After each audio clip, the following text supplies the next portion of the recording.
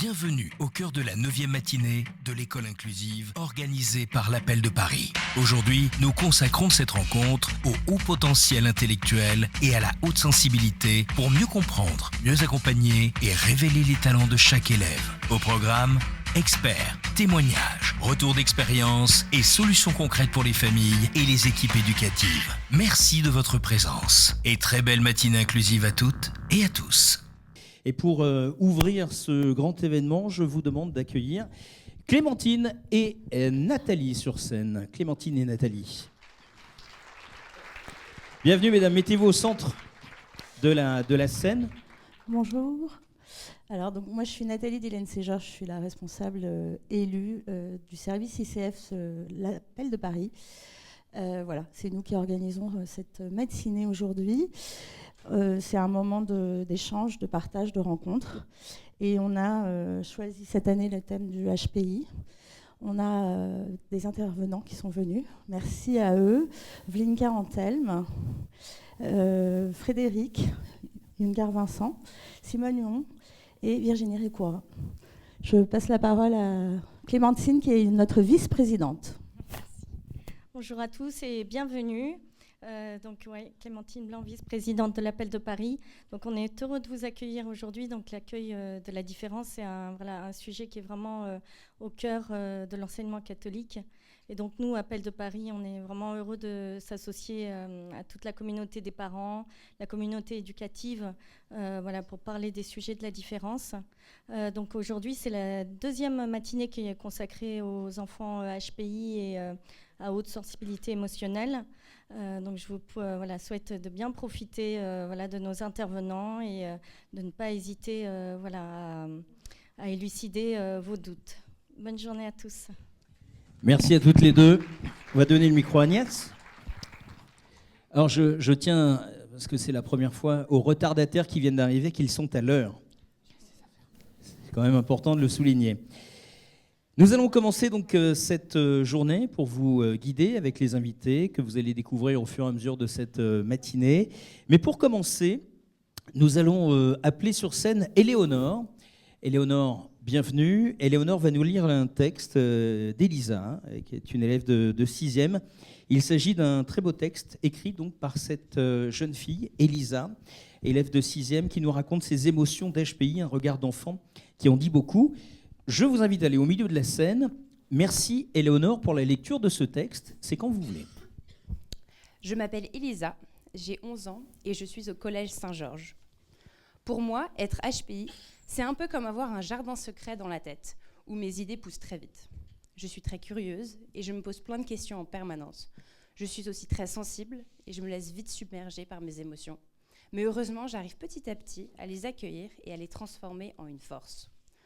Au quotidien, je me sens normale et je sais que le HPI est une chance. Mais je sais aussi qu'il est important pour moi d'être accompagnée par mon entourage pour pouvoir déployer mes ailes. Être HPI, c'est comme avoir une carte joker et une roue de hamster dans la tête qui tourne en permanence. J'ai aussi une petite sœur de 8 ans, Chloé, qui est également HPI et que j'essaie de guider comme un phare dans la nuit. Merci beaucoup Éléonore. Merci Agnès. Éléonore, qu'on retrouvera tout à l'heure accompagnée de Jeanne. Ce sera pour vous le moment de découvrir 2 témoignages de jeunes, on ne peut pas dire enfants, d'adolescents, de jeunes adultes HPI.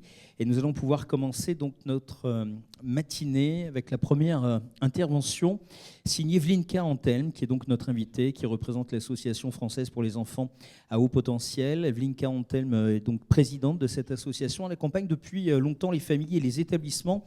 Vous aidez à mieux identifier et soutenir les élèves à haut potentiel. Et vous allez ce matin nous aider à comprendre ce qu'est réellement le HPI, comment le reconnaître et pourquoi ces profils peuvent être des forces incroyables pour les apprentissages. Vlinka, soyez la bienvenue, c'est à vous.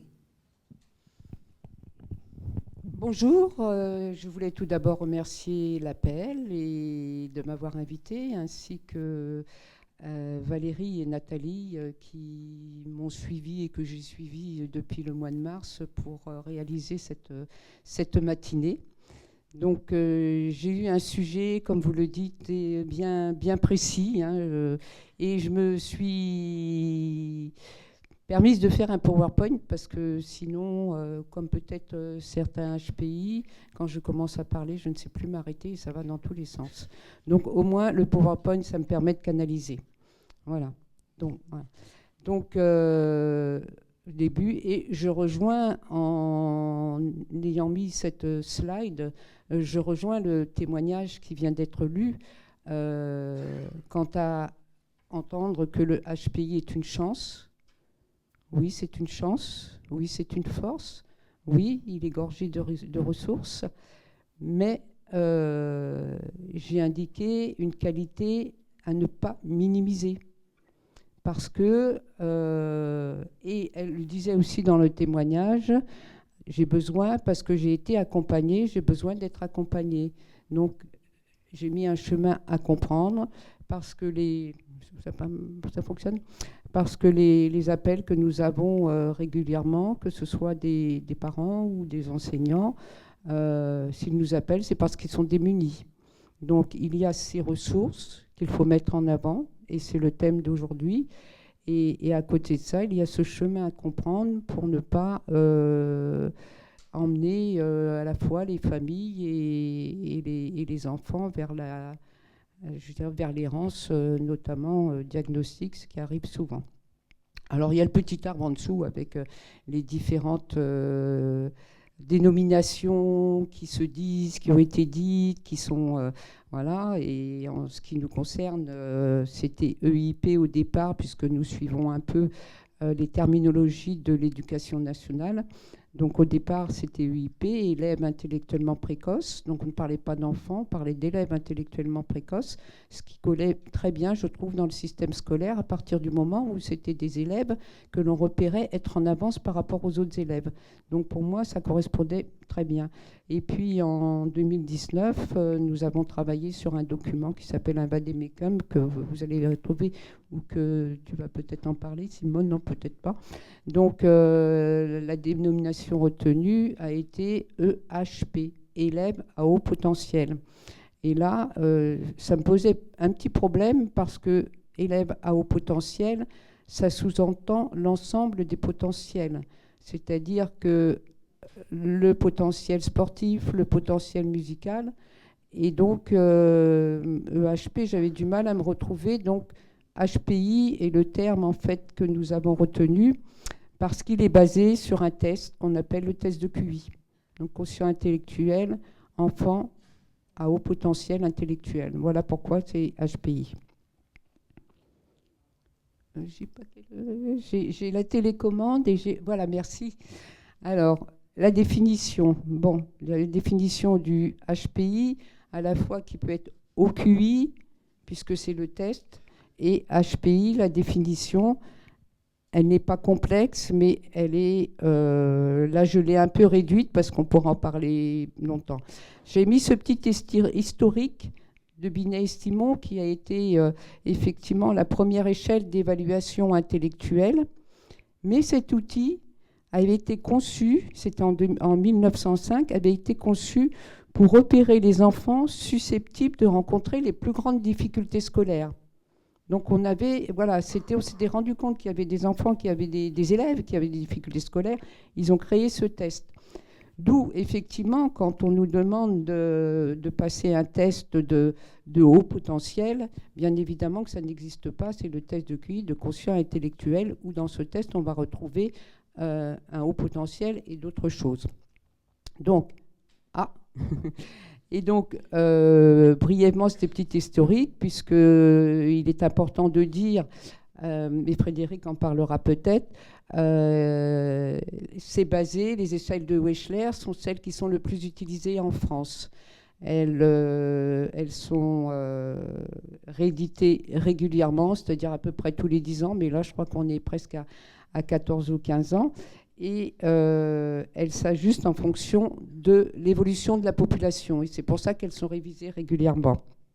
Donc aujourd'hui, si on parle des enfants, Nous avons la WIPSI, la WPPSI révision 4. C'est important de connaître les révisions pour ne pas que vous alliez voir éventuellement un psychologue qui n'aurait pas la bonne révision et qui serait déjà avec 15 années en arrière, donc, et même plus.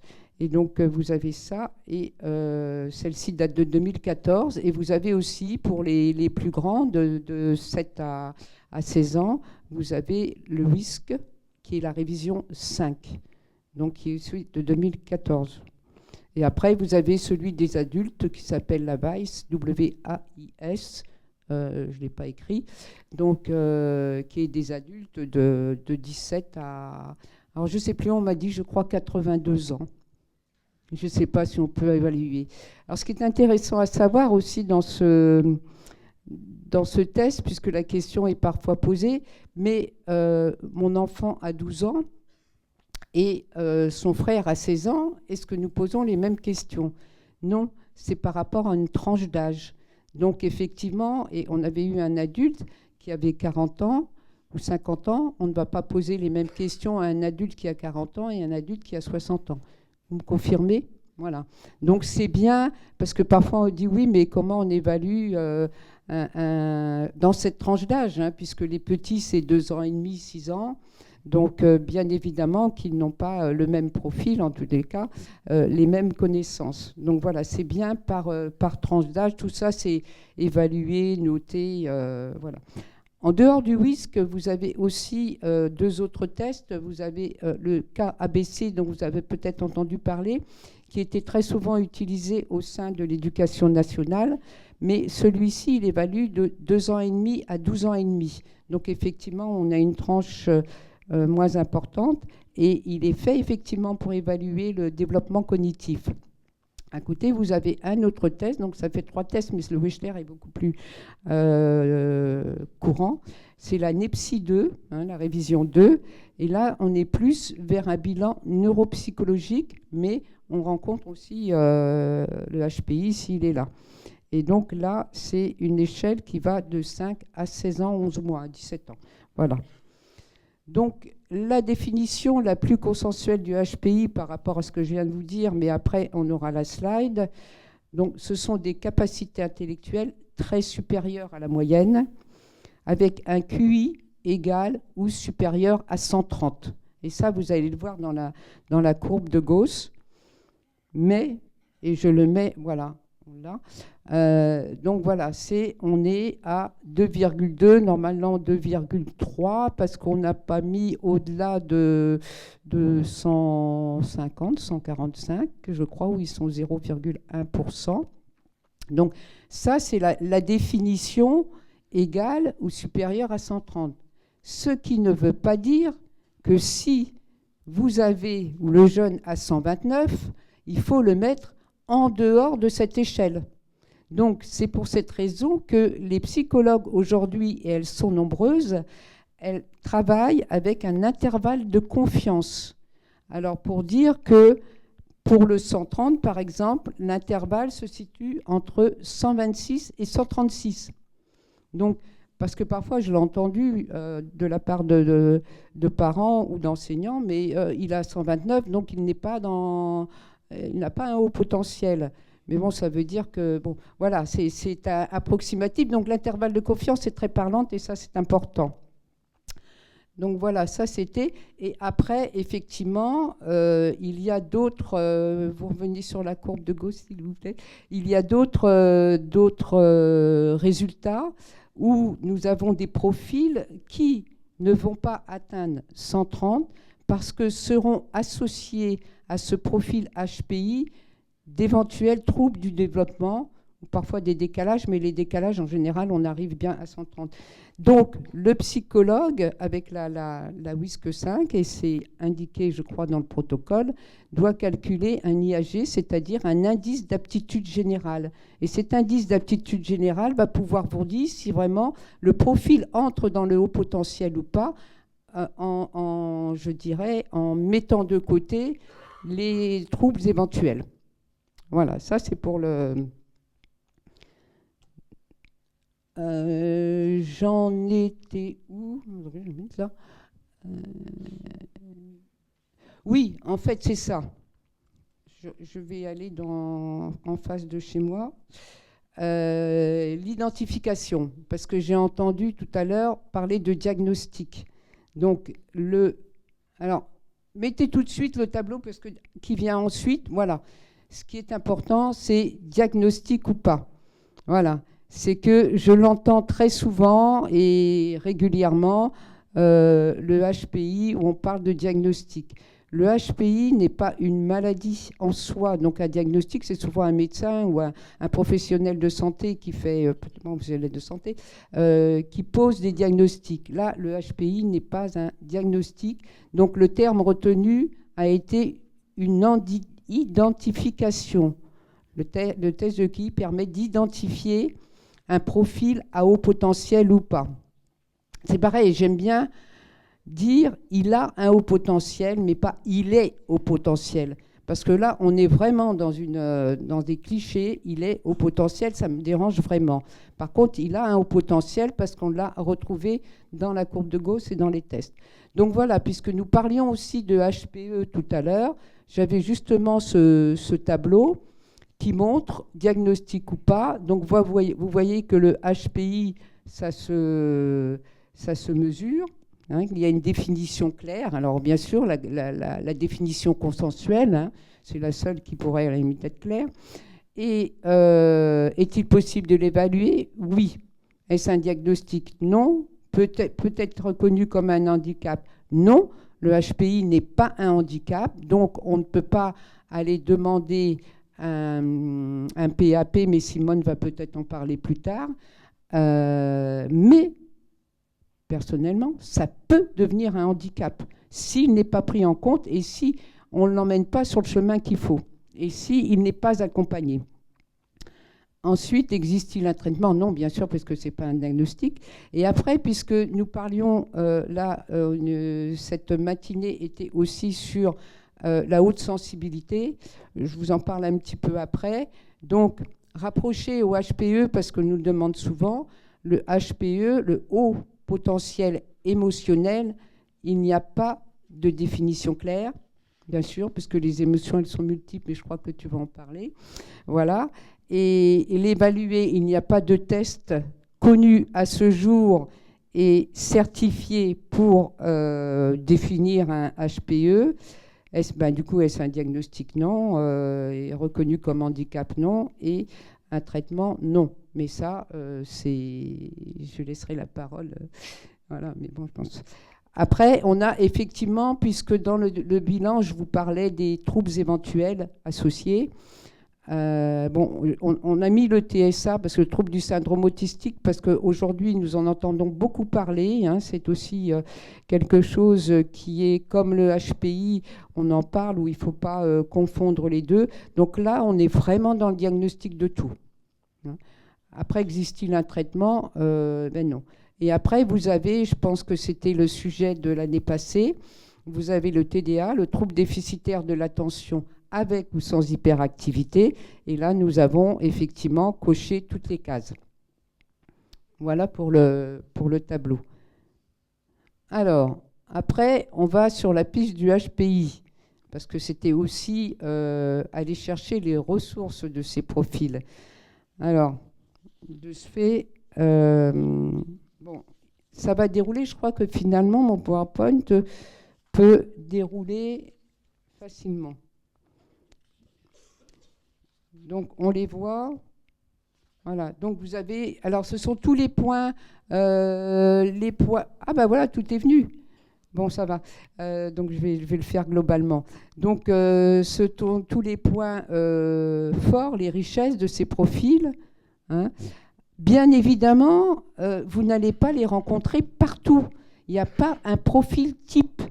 C'est-à-dire que même... J'ai rencontré une famille, alors c'était une fille et un garçon, on peut dire, bon, la fille est différente du garçon et tout ça, mais dans une même famille, vous pouvez avoir deux garçons à haut potentiel, à profil haut potentiel, mais complètement différents, parce qu'il y a l'environnement qui joue, il y a ce qui peut être associé, le développement, donc il y a beaucoup de choses qui font que ce sont des points de base, mais bien évidemment, ne cherchez pas à trouver... à coller tous les points à votre enfant ou à vous-même. Donc, vous avez le sens de l'observation, la perception riche, effectivement, il perçoit, la curiosité. Alors ça, la curiosité, c'est vraiment quelque chose qui est très fort chez ces enfants ou même chez l'adulte. Hein. C'est la curiosité, c'est vraiment, je ne sais plus qui j'entendais, je crois que c'est Carlos Ghosn qui parlait de ses enfants il y a quelques jours à la radio et qui disait, moi, je leur ai donné l'éducation et surtout développé la curiosité. Parce que ça leur permet, quand ils arrivent devant un mur, de pouvoir le franchir en recommençant. Et la curiosité, elle est vraiment très, très importante. Donc, les capacités d'adaptation, le besoin de comprendre, ça vous le voyez, l'hyperlucidité, alors vous les voyez dans les questions qui vous posent, un peu existentielles, un peu en avance, donc on est dedans, l'aisance dans les apprentissages, le traitement rapide des informations, l'ouverture à l'expérience, le bon niveau de vocabulaire, et c'est aussi là où on va les repérer quand ils sont tout petits, c'est-à-dire qu'à 3 ans, 2 ans maintenant, quand ils rentrent en maternelle, on va vite le repérer, ce petit bout de chou qui va avoir un vocabulaire très riche et complètement différent du vocabulaire des autres enfants. C'est un point de repère aussi. Les capacités logiques, une très bonne mémoire, bien évidemment, j'en parlais ce matin avec une maman, et puis on a le sens moral développé. Ça, c'est important chez eux, c'est-à-dire ils savent très bien discerner le bien du mal ou le juste de l'injuste. D'ailleurs, nous avions fait un groupe de parole pour ados et enfants sur le juste et l'injuste, et c'est très, très intéressant à les entendre. Et cette petite phrase en bas n'est pas caractéristique du HPI, l'hypersensibilité ou de sensibilité, je n'en dis 2 mots plus loin, l'hyperémotivité, l'échec scolaire, en fait, ce ne sont pas... Bien évidemment que ce sont des choses que l'on rencontre, mais on n'est pas sur la piste du HPI, mais par contre, on peut tendre l'oreille quand on est face à un profil d'élève qui est en décrochage scolaire. Il vous reste 2 minutes. Alors, hop, on y va. Alors, HPI, c'est très bien, parce que celle-ci, elle vous dit tout, je n'ai rien à rajouter. Le HPI favorise les apprentissages scolaires car il comporte souvent la soif d'apprendre via la curiosité, la capacité à comprendre via la vivacité intellectuelle, la mémorisation, la résolution de problèmes via la mémoire de travail et la logique, la compréhension via la richesse et la complexité du vocabulaire et les habiletés en termes d'imagination. Bien sûr, le HPI est facilitant, mais il n'est pas toujours suffisant. Avoir un haut potentiel, c'est une chose, mais il faut le développer aussi, parce que si on le laisse stagner, on ne fait rien, eh bien, il va rester à sa base. Et maintenant, en 2 mots, en fait, la haute sensibilité, parce qu'il fallait en parler, je vous ai mis un petit schéma, et là, on est dans la sensibilité sensorielle, et vous l'avez très certainement entendu, parce que, en fait, chez l'enfant, même chez l'adulte, il y a des choses très spécifiques chez ces profils, mais néanmoins, il faut dire que la haute sensibilité n'est pas, une caractéristique du HPI. Il a été, dans les recherches, apporté qu'il y avait à peu près 22% de personnes qui étaient à haute sensibilité ou hypersensible. Alors pourquoi pas hypersensible? Parce que c'est un peu le mot qui est utilisé à chaque fois, parce que l'hypersensibilité a une connotation un peu, un peu de la personne qui passe son temps, qui est très fragile, qui pleure, alors qu'il y a beaucoup d'atouts face à cette haute sensibilité. Donc là, vous avez la sensibilité, bien sûr, émotionnelle dont tu vas nous parler, je crois. Et puis, vous avez cette sensibilité sensorielle, c'est-à-dire tous les sens chez ces profils. Mais bon, il ne faut pas généraliser non plus parce que ça dépend, sont à la limite exacerbés. Voilà, ce qui peut les déranger avec le bruit, souvent on dit oui, mais ils ne supportent pas le bruit. Les gratouillis, oui, mais ils se grattent, ils ne supportent pas l'étiquette. Et tout ça, il faut en tenir compte et faire ce qu'il faut pour le soulager. Il ne faut pas dire à l'enfant, non, mais ce n'est pas grave. Non, non, non, non, il faut en tenir compte, quitte à enlever l'étiquette, quitte à mettre les chaussettes à l'envers, quitte à... Voilà, il y a plein d'astuces pour justement qu'il reste lui-même et ne soit pas dérangé. Voilà, j'ai maintenu. Vous avez été parfaite. Je vous remercie de votre attention et je pense que les intervenants à mon côté vont pouvoir rebondir sur ce que Agnès, je viens de dire. Il faut récupérer le micro, Agnès. L'idée, c'est que tu vas le donner à quelqu'un qui va arriver. C'est ça qui est magique. Merci beaucoup. N'hésitez pas à photographier l'adresse du site internet, évidemment, ou à scanner le QR code. C'est très pratique, les QR codes. Nous allons pouvoir enchaîner avec un témoignage de parents. C'est Félicité, que j'ai vu très rapidement tout à l'heure, qui doit témoigner en disant qu'elle est maman d'une ancienne élève. Elle m'a dit non, 4. Donc de 1, on est passé à 4. Bienvenue, Félicité. On va vous remettre un micro tout de suite, puisqu'Agnès est avec nous. Et je vous demande de vous mettre au centre, et puis vous allez nous apporter votre témoignage de maman, d'enfants HPI. Votre public est là, les projecteurs sont sur vous, on vous écoute. Bonjour. Là, je vous ai mis la pression. Oui, absolument. C'est parfait. Donc effectivement, je suis venue avec, dans l'esprit de parler d'une de mes filles, mais en fait, j'ai plutôt 4 zèbres à la maison. Mettez un peu plus proche de votre bouche. Avec 4 profils extrêmement différents qui vont de 11 à 20 ans. Et on a découvert Alors moi, je suis psychologue de formation quand même, mais j'ai dévié vers les ressources humaines. Et j'ai redécouvert tous ces sujets-là en accompagnant le primaire de ma fille aînée, qui a été un petit peu compliqué. Elle s'enfermait dans les bouquins, elle lisait 800 pages par semaine, donc nous, il fallait suivre en alimentation en livres. Elle avait un peu de mal à se positionner dans le groupe social. Le sentiment d'injustice était quelque chose de terrible, surtout à l'école, quand une maîtresse n'est pas forcément très diplomate. Et s'est posé la question de son orientation au collège. Et elle était très angoissée à l'idée de se retrouver dans cette situation un peu difficile et tendue à l'arrivée au collège. Et je lui ai promis qu'on allait trouver chaussures à son pied, avec les chaussettes roulées. Parce qu'il ne fallait pas tirer les chaussettes. Et c'est là que j'ai découvert, et j'avais envie de vous en parler quand même, le lycée Gerson, le collège Gerson, qui a 2 classes qui s'appellent Prime Vert, et qui accueille très spécifiquement les enfants au potentiel, nos zèbres. Donc il y a un certain nombre de critères sur ces 2 classes. Donc sur les 5 classes de collège, il y en a 2 qui sont dédiées aux enfants à haut potentiel.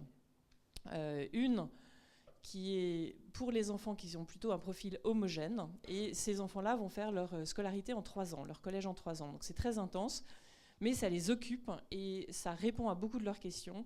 Et ça leur permet d'aller vite. C'est des enfants qui ont du mal à soutenir leur attention quand il y a trop de répétitions, qui s'ennuient en classe, qui vont décrocher, qui ont oublié de tourner la page parce qu'il faut faire la 2e page de trucs de maths, donc il va y avoir une mauvaise note parce qu'ils n'ont fait qu'une partie des opérations et pas ou qui n'ont pas répondu à la dernière question, qui éventuellement ont corrigé les fautes d'orthographe de la professeure et donc qui ont pris une mauvaise note parce qu'ils ont fait une remarque à la professeure sur ses fautes d'orthographe. Enfin, vous connaissez ça par cœur parce que vous en avez à la maison.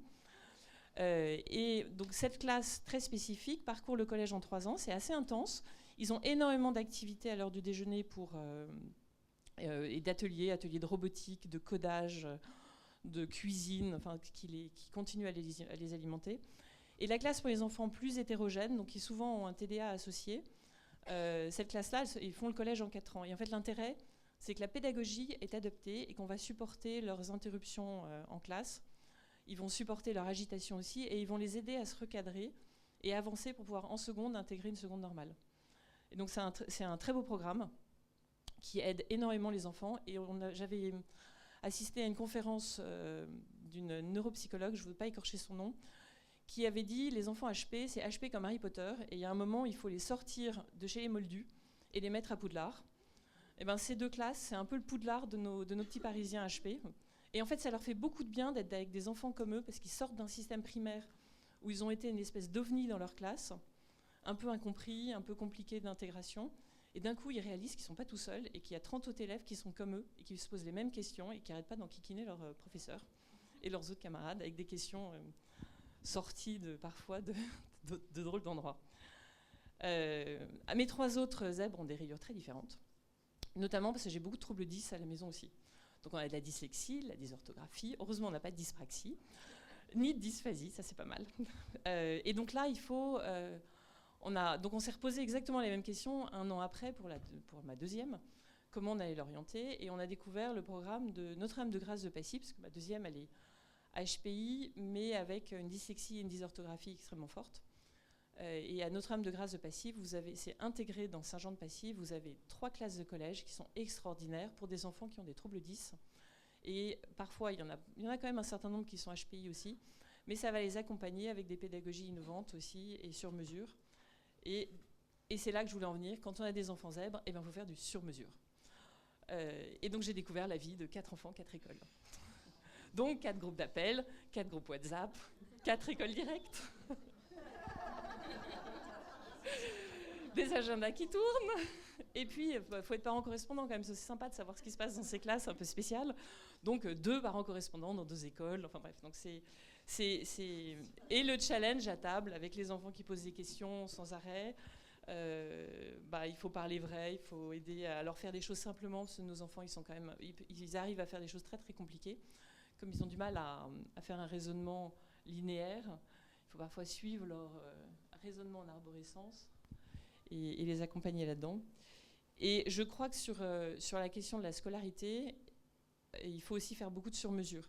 Et c'est des enfants qui ont souvent des activités, alors vous me le confirmerez ou pas, mais c'est souvent des enfants qui ont des activités individuelles et qui ont du mal à aller au bout des choses, parce qu'une fois qu'ils ont découvert ce que c'était que tel sujet, ils ont découvert que le tigre, soit ils deviennent complètement monomaniaques, et on a un expert du tigre à la maison. Alors moi, ça fait 6 ans que j'ai un expert du tigre à la maison, je sais tout du tigre de Sibérie. Soit vous avez des enfants qui papillonnent et qui se positionnent sur rien et qui donc ne savent plus aller au fond des choses. Et là, il faut leur apprendre à travailler, parce que c'est des enfants qui ont énormément de qualité et de force et de puissance en eux, mais qui vont dans le système supérieur, et nos 2 jeunes filles, là, pour vous en parler, se retrouver face à des jeunes probablement très bien câblés, mais pas aussi aisants, pas aussi rapides qu'eux, mais qui, eux, ont appris à travailler, qui ont appris l'effort, et qui ont appris à ramer en fond de soute et à bosser, alors que nos jeunes HPI, parfois, ils n'ont juste pas appris à ramer parce que ça va trop vite. Et qui peuvent se retrouver en difficulté dans le supérieur, alors qu'ils ont toujours caracolé en tête de classe en primaire ou en secondaire.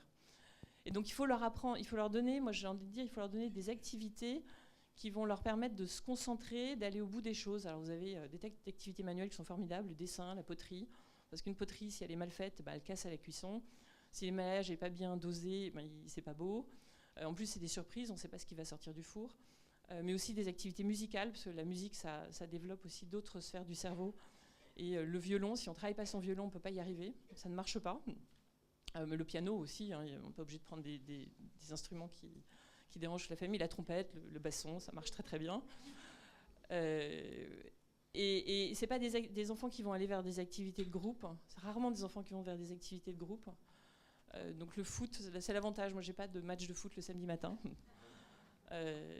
Et puis des systèmes scolaires, il ne faut pas hésiter à se dire qu'on peut sortir du système scolaire classique, aller vers des voies techno. Alors les enfants qui sortent de ces classes prime vert à Gerson, il y en a quand même une grande partie qui partent en bac techno-scientifique, notamment scientifique, un certain nombre qui partent en scientifique, ils vont aussi beaucoup en général, mais ne pas avoir peur de toutes ces classes techno qui, à notre génération, n'étaient pas forcément très bien vues, parce que ça leur permet aussi de se concentrer sur ce qui est leur force.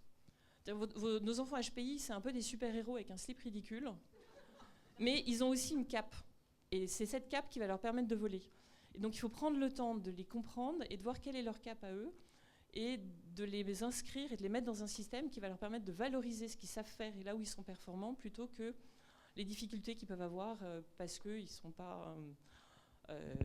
pas toujours facile d'avoir un HPI. Donc, moi j'en ai une, elle a le regard 3D, elle voit en 3D, c'est extraordinaire.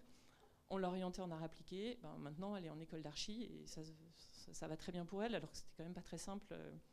C'est celle qui a du 10, 2-10 en plus. Si vous avez un enfant qui est musicien, il ne faut pas avoir peur d'aller regarder ce qui se passe au conservatoire, d'aller même dans des classes musique en alternance avec des parcours aménagés, parce que ça permet de passer un peu moins de temps en classe, ça concentre les apprentissages, ça concentre les répétitions, ça concentre ces moments qui sont parfois un peu difficiles, parce que l'école, les enfants, ils ne voient pas très bien à quoi ça sert. Nos enfants HPI, c'est quoi comme métier à la sortie de l'école ?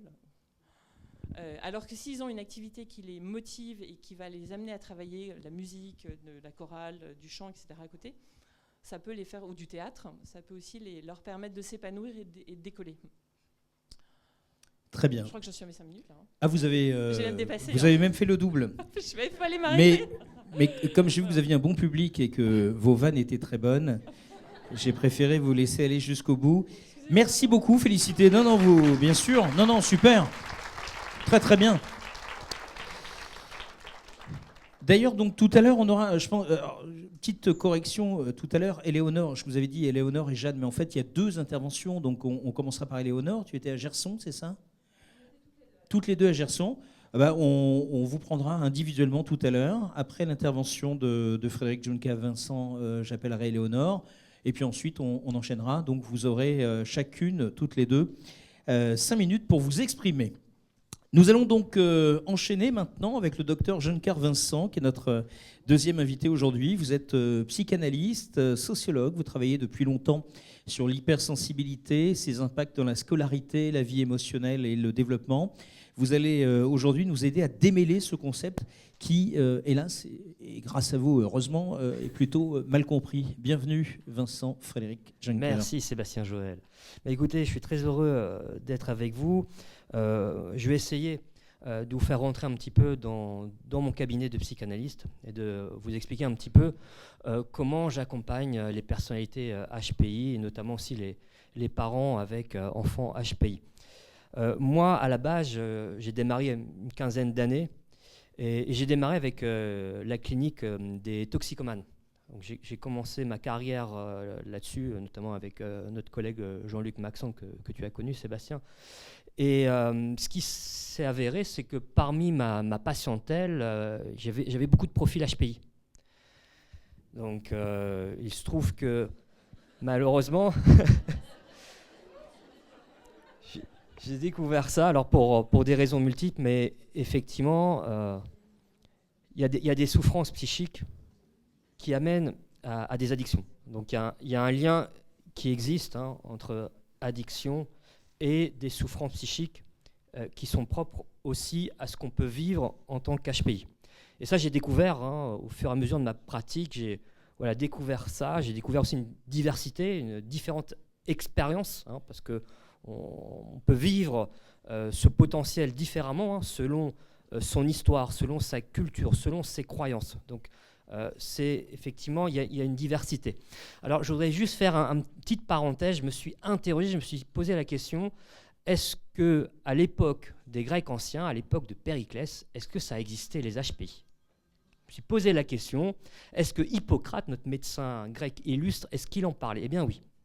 Eh bien oui, on sait que de grandes personnalités grecques comme Platon, Aristote ou Archimède, effectivement, se sont plaints de surcharge mentale, d'insomnie, de dépression existentielle. On a aussi des termes grecs pour justement désigner cette idée de haut potentiel intellectuel. Alors chez les Grecs, on avait un terme que je trouve très beau. On disait qu'Aristote était polymathès, un polymathe. C'était capable d'avoir des connaissances multiples. Donc je rappelle qu'Aristote était médecin, philosophe, dramaturge, biologiste, poète. Donc effectivement, il a écrit plus de 100 bouquins, 100 traités dans tous les domaines de la vie. Donc on sait par les témoignages qu'il avait un cerveau en ébullition, qu'il ne s'arrêtait jamais, qu'il était insomniaque. Donc, et on sait aussi que les médecins grecs traitaient justement les personnalités qui avaient une surcharge mentale. Donc il y avait des traitements qui étaient proposés à l'époque. Donc, il y avait tout ce qui existe encore aujourd'hui à base de ce qu'on appelle les tisanes, à base de camomille, de verveine, etc. Ça, c'est des choses qui étaient prescrites. Mais plus surprenant, il y avait ce qu'on appelle, nous, des exercices spirituels. Donc, on proposait aux patients de faire des exercices de méditation, de contemplation. On proposait aussi à certains de tenir un journal et d'analyser la journée, de revenir sur ce qu'on a fait, sur les événements, est-ce que là, effectivement, qu'est-ce que j'ai ressenti, d'analyser ses émotions. Donc, il y avait tout un ensemble d'exercices qu'on proposait aux patients. Ensuite, il faut se remettre à l'époque de Périclès. Il faut aussi, moi, c'est le travail que je fais, j'essaie toujours de comprendre le patient dans l'environnement social, dans la société dans laquelle il se trouve. Donc l'avantage, je dirais, de l'époque de Périclès, l'avantage pour les profils HPI, c'est quand même, on est dans une société où la préoccupation centrale des citoyens, c'est de discuter de philosophie dans la rue. Vous voyez, c'est que on se balade, on dit tiens, il y a Socrate dans telle rue, là il fait un discours à 14h, bah tiens, on va y aller. Et donc on a l'occasion de discuter de questions, pourquoi y a-t-il quelque chose plutôt que rien. Donc on peut discuter de métaphysique, on peut discuter de l'intérêt de la vie et de la mort. Donc c'est pas trop les préoccupations qu'on a dans la rue aujourd'hui, hein. Je crois qu'on est assez loin. De la même manière, vous avez des discours politiques, je vous renvoie au discours de Périclès, qui sont très effarants, pétris d'esthétisme, de philosophie, de métaphysique, et on est très très loin des discours actuels de Macron. Donc vous voyez, c'est très intéressant d'analyser cette époque et de voir qu'effectivement il y avait une prise en charge, il y avait une connaissance de ce type de, encore une fois, ce n'est pas une pathologie, hein, ce sont des caractéristiques cognitives, mais qui peuvent amener à des troubles, comme l'insomnie, comme effectivement des problèmes d'addiction qui existaient aussi à l'époque des Grecs, qui étaient soignés, donc, puisque l'alcoolisme aussi à l'époque était connu, hein, donc bien évidemment on avait toutes sortes de problèmes. En tout cas, les traitements existaient. Aujourd'hui, comment on fait dans nos cabinets? Qu'est-ce qui se passe? Comment on peut accompagner? Alors je précise, moi je ne suis pas d'obédience freudienne et lacanienne, je suis d'obédience existentielle. Donc ce n'est pas très connu en France, c'est plutôt une obédience qui est assez connue aux États-Unis. L'idée, c'est de faire du cabinet un espace de libre parole où on va pouvoir justement discuter de ce qu'on ne discute pas en entreprise ou en classe. Parce que une des souffrances psychiques qu'on va observer par exemple chez de nombreux profils HPI, c'est la frustration par rapport à ce qu'on a envie d'exprimer. Parce que le HPI a un univers intérieur qui est extrêmement riche et qui peut être inhibé de par la pression sociale, de par ce qu'on appelle en psychanalyse le surmoi, le fait qu'il y a des choses qui ne se disent pas en société, dans notre société. Hein, quand on travaille, quand on est en entreprise, quand on est à l'école, les questions métaphysiques, ce n'est pas des choses qu'on aborde. On reste sur des sujets très précis.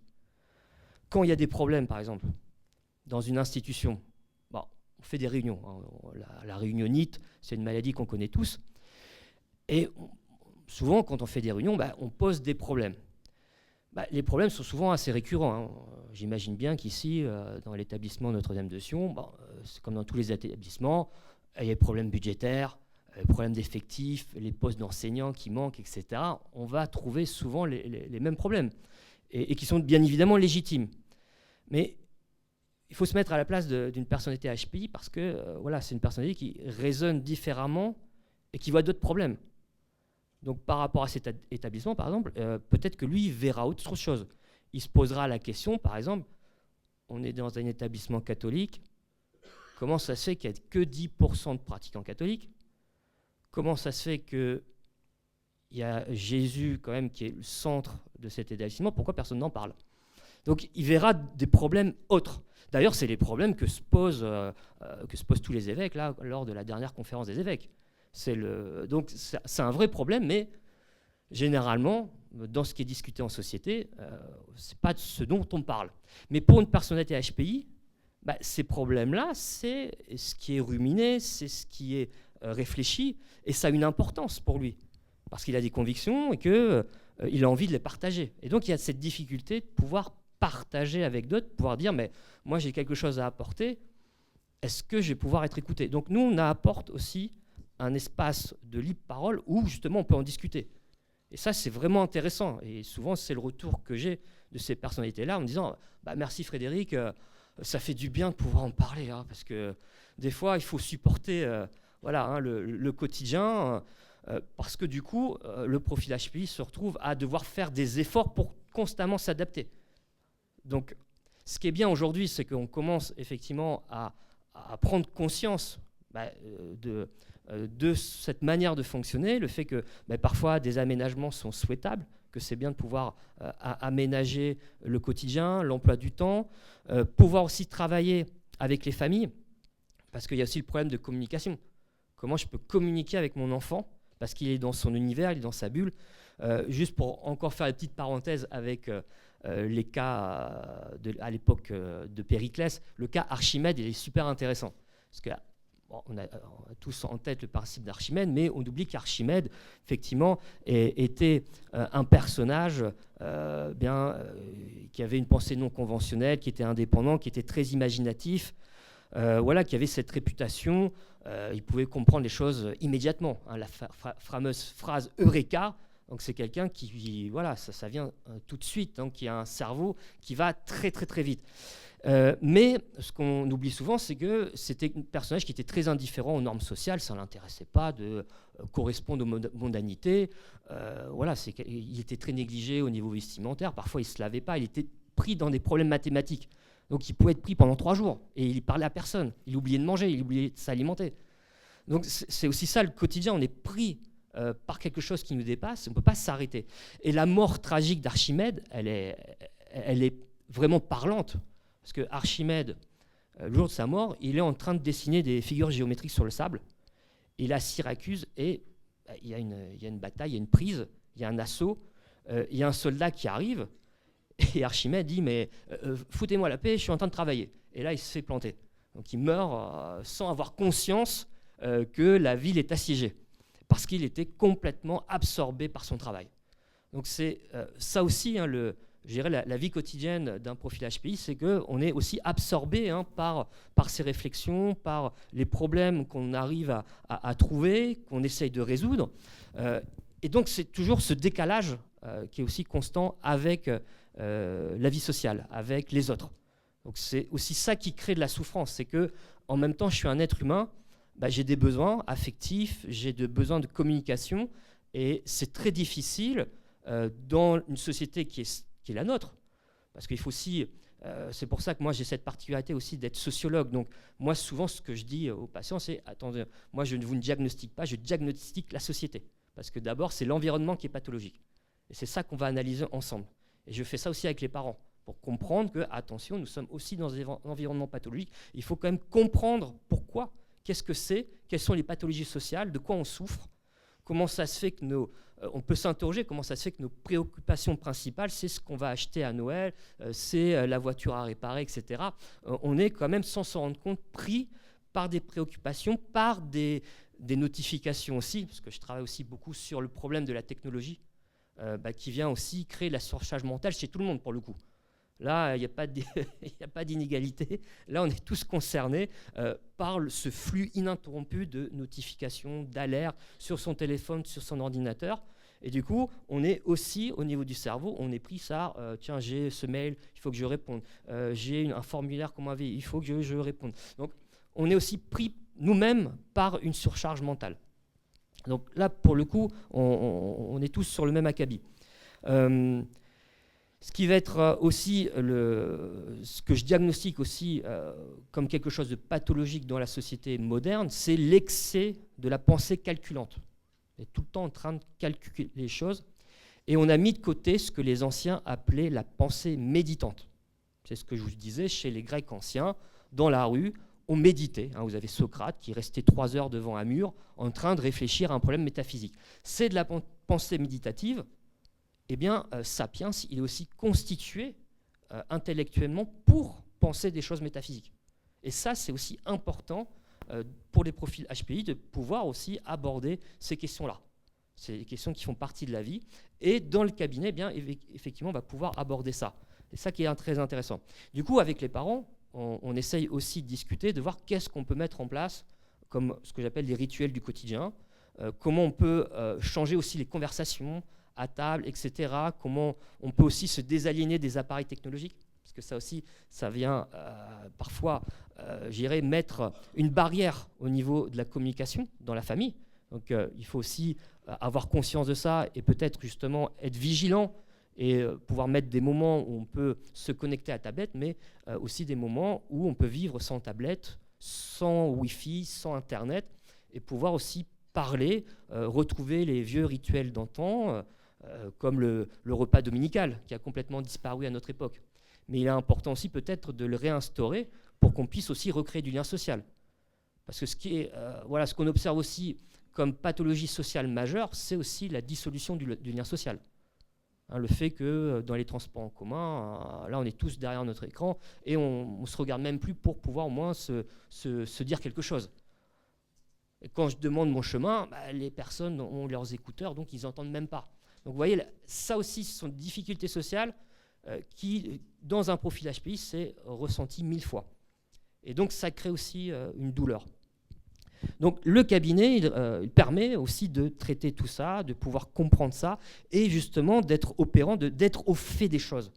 Voilà, on essaie de travailler ensemble, on essaie de travailler avec les familles, et de dire, on essaie aussi d'aller dans le bon sens. Et les résultats sont vraiment incroyables. Parce que pour le coup, j'ai que des résultats positifs. C'est-à-dire à chaque fois, j'ai des retours, merci. Là, récemment, j'ai un patient qui s'appelle Guillaume, qui est ingénieur, donc qui a un super parcours, grandes écoles, brillant, mais il s'emmerde aussi au boulot. Parce que souvent, les profils HPI s'ennuient. Il fait quelque chose de rébarbatif, voilà, il a un gros poste, il gagne beaucoup d'argent, mais il n'aime pas sa vie. Ça n'a pas de sens pour lui.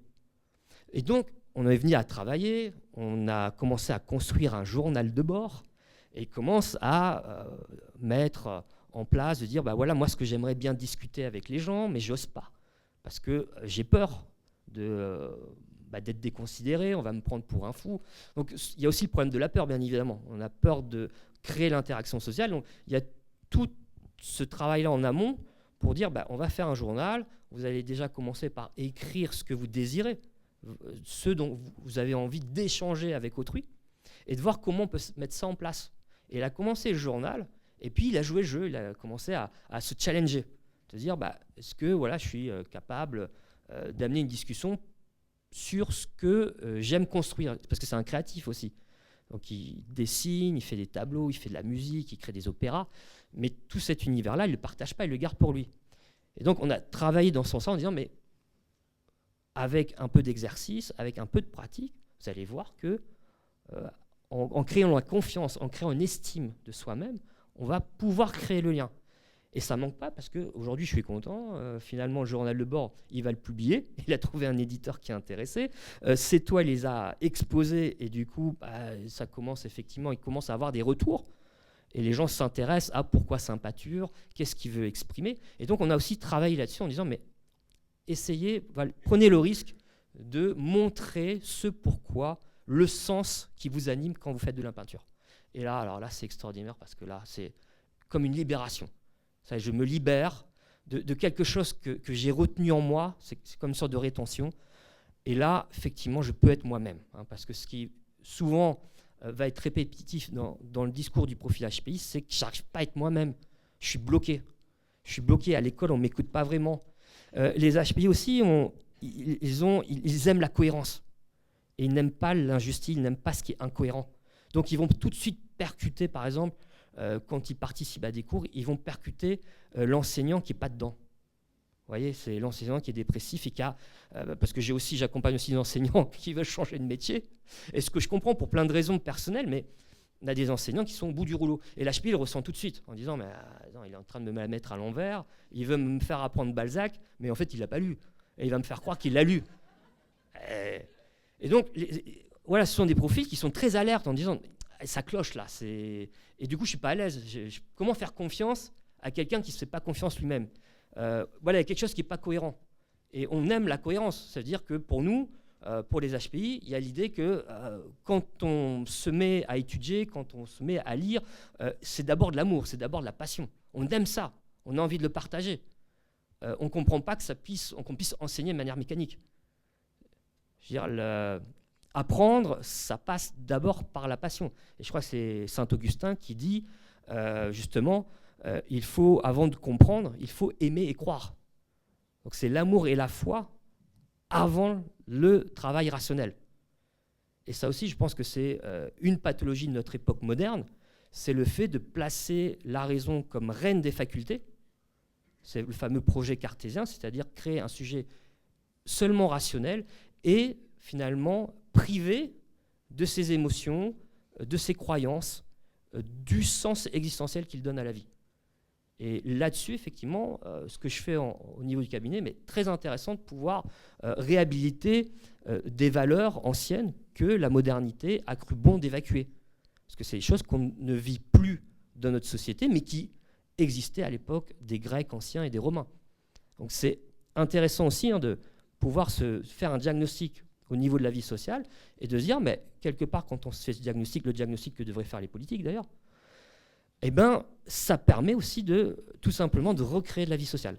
Et ça marche.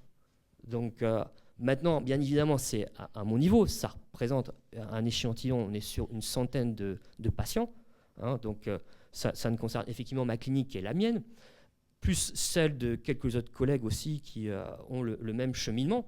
Mais en tout cas, voilà, je voulais vous alerter là-dessus en disant, mais il y a vraiment des pistes, il y a vraiment des outils, des choses qui existaient il y a déjà 2500 ans et qu'on peut essayer de remettre en action. Donc c'est des choses vraiment possibles. On n'y pense pas forcément parce qu'on a des réflexes qui sont propres à notre époque. De dire, il y a un problème, tout de suite, on pense à la clinique chimique. On va avoir ce réflexe-là. De dire, quand il y a un problème, on va avoir le toubib, il nous file la pilule magique. Je pense qu'il y a d'autres façons de traiter les problèmes. Donc il faut vraiment être à cette écoute-là, revenir sur ce qu'apporte l'histoire, hein, puisque ce que je vous dis par rapport aux Grecs anciens, c'est ce qui est inscrit dans les livres. Donc c'est des choses qui ont existé, donc je ne vois pas pourquoi on ne pourrait pas les réactiver à nouveau. Donc d'une façon ou d'une autre, je pense que c'est dans l'air du temps, on en prend conscience. Je ne suis pas le seul collègue à avoir en tout cas ces intuitions-là. Et encore une fois, je terminerai là-dessus. Voilà, la psychanalyse, c'est pas que traiter le complexe d'Oedipe, le rapport papa, maman, bébé. Non, c'est aussi essayer de comprendre le sens des peurs, le sens des blocages, hein, qui sont tout à fait légitimes et qui sont bien évidemment qui sont propres à chacun. De comprendre aussi la vocation. Hein, la question de la vocation, je travaille beaucoup là-dessus. L'idée que il ne s'agit pas simplement d'obéir à un système, il ne s'agit pas d'obéir à un désir parental, il faut aussi que je trouve ma vocation. Et je pense que le profil HPI, il est très sensible à ça. C'est-à-dire, c'est quel est le sens de ma vie, quelle est ma vocation, ce pourquoi je suis fait, parce que je ne me sens pas capable de ne pas me respecter. Hein, parce que pour un profil HPI, il y a cette exigence de respecter quelque chose qui est de l'ordre pour moi de la vocation, qui a toujours été là, et il faut que ça existe d'une manière ou d'une autre dans la vie sociale. Parce que sinon, malheureusement, voilà, j'ai des cas cliniques qui sont gravement pathologiques parce que ça conduit à des problèmes d'addiction, à des problèmes de drogue. Et là, effectivement, malheureusement, là, j'ai par exemple un patient, il a 20 ans de toxicomanie. Donc, à un moment donné, les drogues elles font des ravages considérables sur le cerveau humain. Et voilà, on ne peut pas revenir en arrière. Donc, les conséquences, parce qu'après, c'est les conséquences physiologiques, avec problèmes cardiovasculaires, problèmes organiques, etc. Et bon, on essaye de limiter la casse, c'est-à-dire de faire en sorte qu'il arrête les stupéfiants, etc. Mais il y a un non-retour, malheureusement.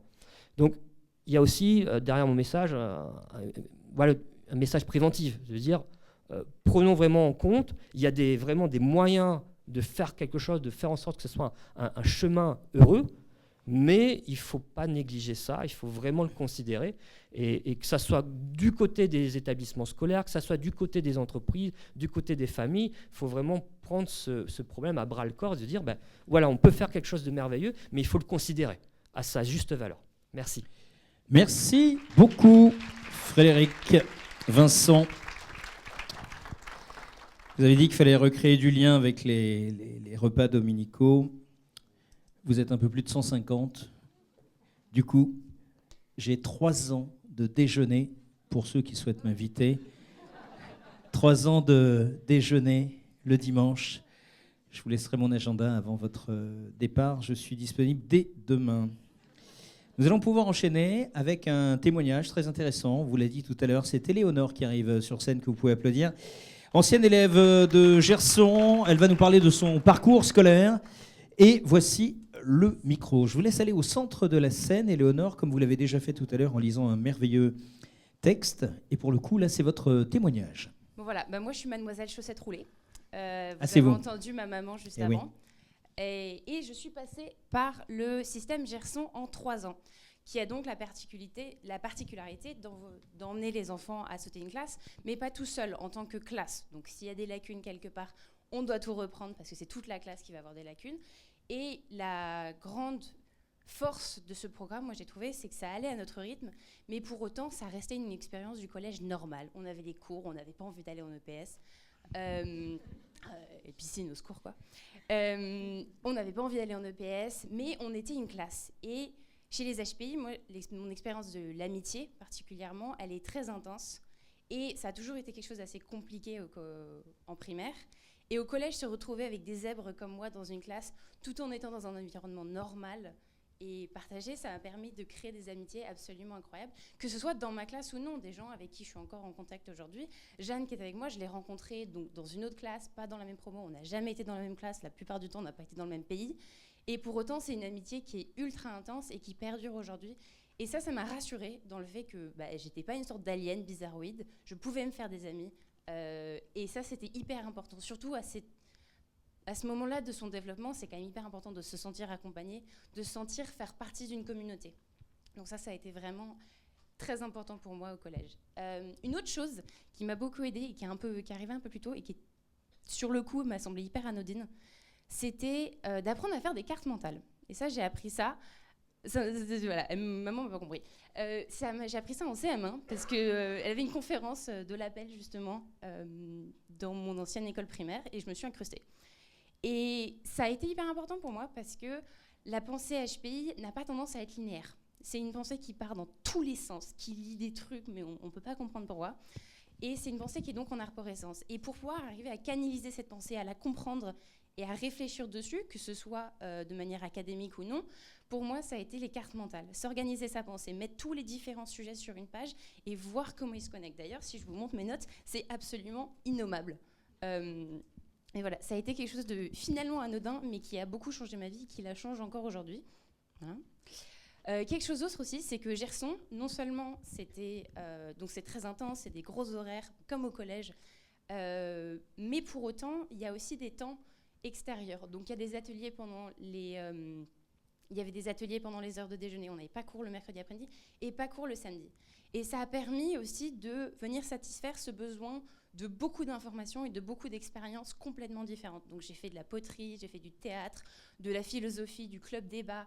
Enfin, ça allait dans tous les sens. J'ai fait 1 an de formation sur l'aéronautique, de l'apiculture. Et c'était une sorte de curiosité qui était un besoin. Et sans venir satisfaire ce besoin, en fait, ça se retentait sur tous les autres secteurs. Donc je ressortais de mes cours de poterie apaisée, détendue, alors que je finissais à 20h30 le mercredi soir. Après une journée complète de cours de maths supplémentaires, parce que c'était pas trop ça. Et donc pour moi, c'était important aussi de pouvoir faire des choses à l'extérieur, de satisfaire ses passions, ses intérêts. La poterie, ça m'a apporté quelque chose d'hyper important, ça m'a appris la patience, parce que c'est quelque chose que j'ai dû apprendre. La patience, se poser, réfléchir, faire les choses à long terme, et pas juste parce que j'ai envie de le faire pour satisfaire un besoin assez sur le moment. Et donc ça a pris 5 ans à cliquer, hein. Mais ça m'a appris la patience. Et aujourd'hui, j'ai fini un bachelor en Angleterre et je suis partie pour l'instant en études d'art. C'est mon année de césure. En Angleterre aussi. D'ailleurs, en Angleterre, pendant ma 2e année, je me suis fait diagnostiquer TDAH. Et globalement, c'est quand même des choses qui sont très dans la main, qui reviennent des mêmes choses. Mais si je ne m'en suis pas rendu compte plus tôt, c'est aussi grâce à ce programme à Gerson, à cette canalisation, à cet environnement qui était hyper propice à la socialisation, au confort, à se faire des amis et au travail. Et donc ça a été quelque chose de vraiment hyper important dans mon développement, que ce soit humain, social ou même académique finalement.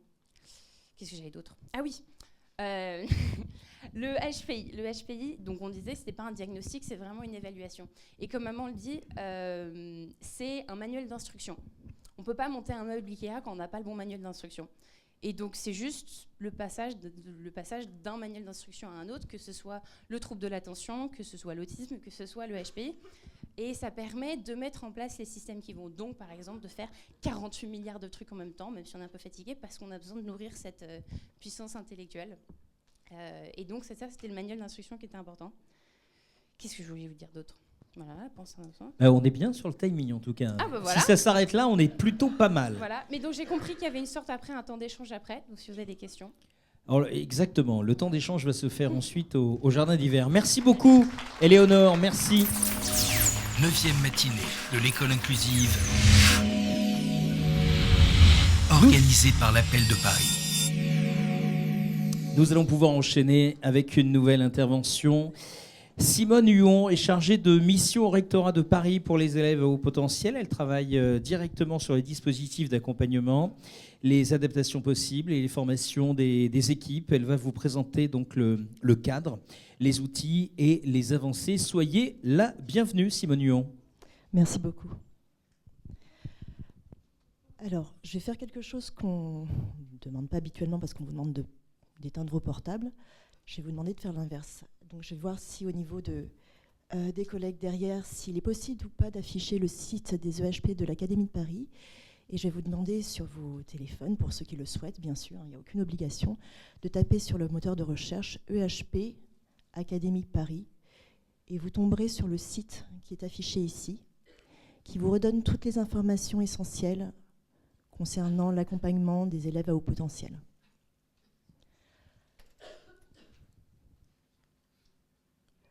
Et c'est là où vous arrêtez votre passage. Et ça bon. suffit. Et il n'y a besoin de rien d'autre, parce que toutes les informations sont là. Non, blague mise à part, vous retrouverez toutes les informations, on va dire officielles, avec tous les textes qui vont bien, avec tous les outils qui existent, des pistes également pour réfléchir. Mais il faut comprendre ce qui régit ce cadre. Nous sommes actuellement dans une politique d'école inclusive. Donc, ce qui veut dire qu'on répond aux besoins de tous les élèves, pas uniquement les élèves à haut potentiel, mais aussi les élèves à haut potentiel. Et dans cette politique d'école inclusive, on a une volonté d'accessibilité pour tous, en répondant aux besoins de tous. Donc, sur le terrain, vous entendrez parfois des étiquettes. Il est 10, il est EHP, il est TDAH. Ou, comme dit Blinka, il a un 10, il a un EHP, il a un TDAH. Mais ce qui va nous importer avant tout, c'est de pouvoir répondre aux besoins de l'élève, aux besoins de l'enfant. Et pour les plus grands, parce que là pour l'instant vous n'êtes que des grands pour la plupart, aux besoins de la personne de manière générale. Mais pour pouvoir répondre aux besoins, encore faudrait-il être capable de les identifier, ces besoins. Et c'est là où ça va se complexifier pour le jeune à haut potentiel, parce qu'identifier des besoins quand la personne a autant de ressources et autant de capacités à mettre en place des stratégies de contournement, d'évitement, de défense, de camouflage, ça devient compliqué. Et je vous rappelle que de l'autre côté, on a des enseignants qui font ce qu'ils peuvent avec le parcours qu'ils ont, avec les formations qu'ils ont. Donc bien sûr qu'on va continuer à proposer des formations, bien sûr qu'on continue à les former, bien sûr qu'eux-mêmes continuent à le faire, mais on se rend bien compte qu'il y a beaucoup de choses à faire. Et ils font ce qu'ils peuvent, et mine de rien, le haut potentiel, c'est 2,3% de la population. Donc de manière très réaliste, il y a beaucoup d'autres urgences qui parfois passent avant.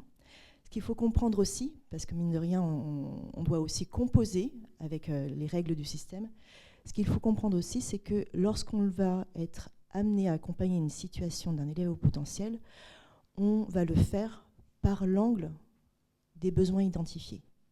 Et ces besoins, comme vous l'avez entendu par mes prédécesseurs, ces besoins ne vont pas spécialement être liés au haut potentiel. Et il faut le comprendre. Le haut potentiel, c'est une force. C'est une capacité à avoir des ressources et à être en mesure ou pas de les mobiliser. Et c'est là où ça fait toute la différence.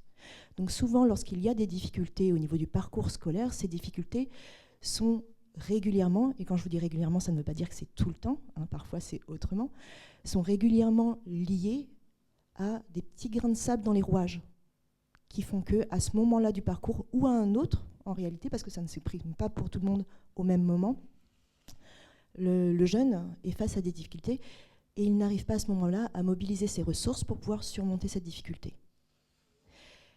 Parfois, ça s'exprime en maternelle, parfois ça s'exprime en élémentaire, parfois ça s'exprime plus tard.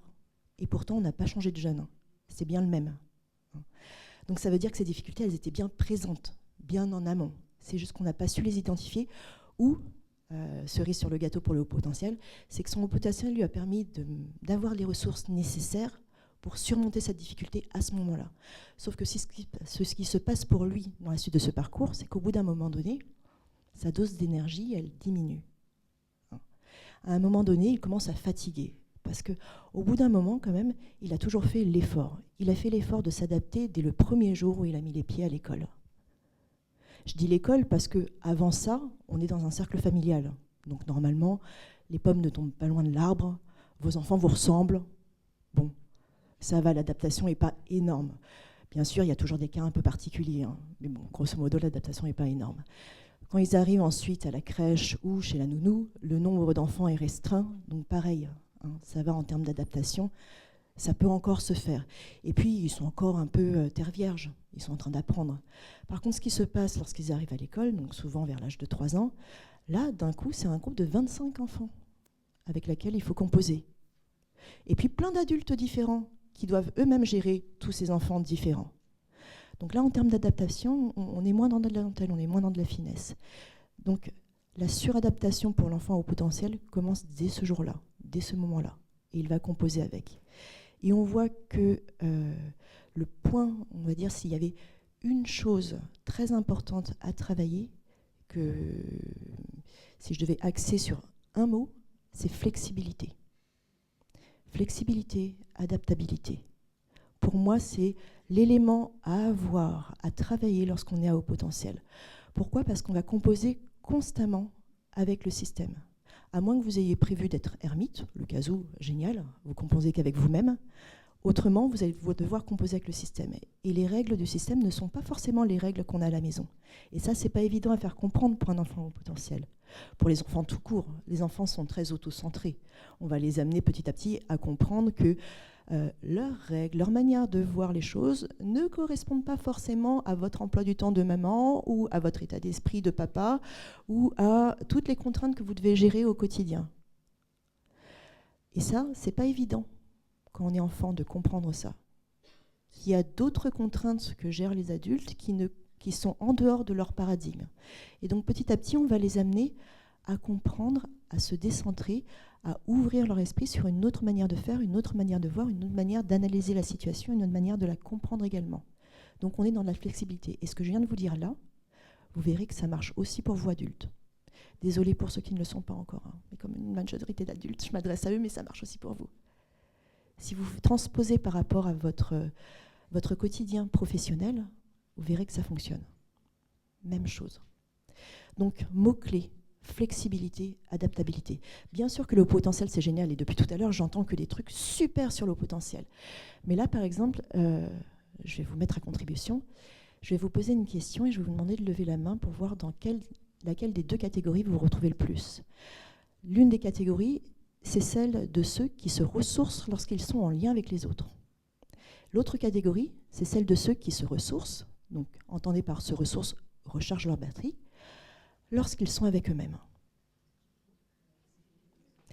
Bien sûr que pour certains, vous aurez les deux. Hein. Faites l'effort de bouger le curseur, un chouïa à droite ou un chouïa à gauche. Bien sûr qu'en fonction des moments, vous aurez les deux aussi. C'est là où ça devient tricky. Hein. Parce qu'en fait, la question que je vous pose, c'est dans votre mode de fonctionnement naturel. Pas le jour où vous êtes à fond les ballons en termes d'énergie, pas le jour où vous avez le moral au ras des chaussettes. Hein. Vraiment votre mode de fonctionnement naturel. Donc je vous demande de lever la main, ceux qui se ressourcent lorsqu'ils sont en contact avec les autres. Merci beaucoup. Et je vous demande de lever la main, ceux qui se ressourcent lorsqu'ils sont avec eux-mêmes. Merci beaucoup. Il y en a qui ne savent pas. Hein. Normal. On a des fois effectivement deux mains qui se lèvent, parfois on n'a pas. Merci, c'était une belle expérience. Tout à fait normal, et certains se poseront la question de comment ils fonctionnent toute leur vie. Et certains, à la fin de leur vie, n'auront toujours pas la réponse à cette question. Et c'est tout à fait normal. On fait ce qu'on peut, comme on peut, on apprend petit à petit à se connaître, et ça ne s'arrête jamais. Tout ça pour vous montrer que des diversités de besoins sont complètement hétérogènes. On ne peut pas faire un profil type, comme disait Vlinka. Donc lorsqu'on va réfléchir aux besoins de la personne, aux besoins du jeune, aux besoins de l'élève, on va être au cas par cas. Bien sûr qu'on a des idées types sur le haut potentiel. Il est très curieux. Mais quid du haut potentiel dont la curiosité n'est pas son sujet principal du moment? Bien sûr que le haut potentiel a un foisonnement d'idées dans tous les sens. Oui, mais quid du haut potentiel qui a ce côté, comme on a dit tout à l'heure, un peu monomaniaque, hein? Qu'est-ce qu'on fait de lui? C'est un sujet, à fond les ballons, et peut-être qu'après il passera à un autre. Ou peut-être pas d'ailleurs, parce qu'en réalité tous les cas de figure existent. Et là on se rend compte qu'on a souvent nos biais de perception. On voit le monde et on analyse en fonction de ce qu'on a vécu, de qui on est et de ce qu'on pense être juste ou pas. Tout à l'heure, j'ai entendu parler de juste, injuste. Moi, j'utilise plutôt ajusté ou non ajusté.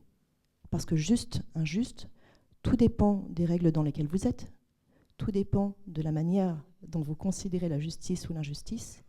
Par contre, ce que j'ai repéré, et là je vous parle d'expérience, pas d'études scientifiques, parce qu'en ce moment on est très dans les études scientifiques et ce qui est valable ou pas valable, donc là je vous parle uniquement d'expérience. Ajuster, pas ajuster, c'est comme une espèce d'intuition intérieure. Ils ont quelque chose comme ça qui relève de l'intuition intérieure, d'une compréhension, d'une perception de l'harmonie. Ils sont capables assez facilement de distinguer à quel endroit il y a un couac dans le fonctionnement. Chez la personne par exemple, ou dans le système. Et là, on rejoint ce que disait tout à l'heure Frédéric, qui était ce besoin de se sentir sécurisé, ce besoin de se sentir apaisé intérieurement. Si je fais le lien avec l'école, on va parler de toutes les compétences psychosociales. Vous entendez beaucoup actuellement parler de santé mentale, la santé mentale des élèves. On commence à s'inquiéter beaucoup sur ça. Et donc ça passe aussi par les compétences psychosociales. Cette capacité à savoir de quoi on a besoin, comment on fonctionne et de quelle manière est-ce qu'on va apprendre à réguler ses émotions. Parce que ce qui va faire la différence réellement par rapport aux situations de vie, c'est dans quel état je suis et suis-je en mesure ou pas de mobiliser mes ressources pour répondre à la situation. Et là vous voyez qu'encore une fois, j'interviens sur la partie éducation nationale, mais ça vous parle aussi à vous, adultes. Tout est là. Et on voit bien que dans quel état je suis est très impacté par comment est-ce que je me sens émotionnellement. Et dans les études, on voit une corrélation. On voit que les personnes qui se sentent bien émotionnellement, qui vont bien, qui maîtrisent aussi leurs compétences psychosociales, donc leur capacité à savoir comment ils se sentent, mais la capacité aussi à réguler leurs émotions, ont de meilleurs résultats, sont plus facilement en réussite. Chose classique, je stresse énormément, j'arrive sur scène, je perds mes moyens. Voilà. L'exercice qu'ont fait les différents intervenants, je ne suis pas sûre qu'on soit tous en mesure de parler de son parcours de cette manière-là. Et pourtant, dans d'autres conditions, de vous avec vous-même, je suis sûre que vous parlez très facilement de votre parcours. Ou de vous avec un thérapeute, par exemple. Mais peut-être pas de vous au milieu d'une salle. Donc tout ça pour vous dire que le plus difficile dans l'accompagnement d'un élève à haut potentiel, c'est de repérer les besoins, d'observer les difficultés, parce que c'est ça qu'on va observer. Là, c'est pour l'instant le fonctionnement de l'éducation nationale, c'est qu'on vient lorsqu'il y a des difficultés. Les difficultés, elles peuvent être avec un petit biais négatif. Il y a des troubles des apprentissages, il y a un trouble du neurodéveloppement, il y a des difficultés sociales, il y a des difficultés d'adaptation, il y a un mal-être général, comme elles peuvent être aussi avec ce côté un peu plus positif. Il va plus vite que la moyenne, il va poser des questions qui déconcertent tout le monde, il sort du cadre, mais sortir du cadre de manière positive. Donc, à nous d'être en mesure de repérer derrière ces difficultés qui s'expriment quel était le besoin de l'élève, le besoin de l'enfant, le besoin de la personne de manière générale, pour pouvoir ajuster la réponse. Il faut savoir de quelle manière est-ce qu'on va pouvoir répondre à son besoin. Exemple, si je prends le cas des enfants au haut potentiel, on entend souvent parler d'ennui. Ils s'ennuient en classe. Donc très bien, ça c'est la manière dont ça s'exprime, de l'ennui. En plus, c'est le mot qui est utilisé, très bien. Mais derrière cet ennui, derrière cette difficulté, quel est le besoin? Pour certains, ça va être en effet, il s'ennuie parce que le rythme est trop lent et que lui voudrait aller beaucoup plus vite. Ok, ça marche.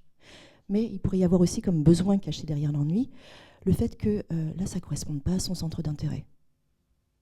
Lui, il voudrait parler d'astrophysique, et puis là, on est juste en train de parler de mélange de solutions, par exemple.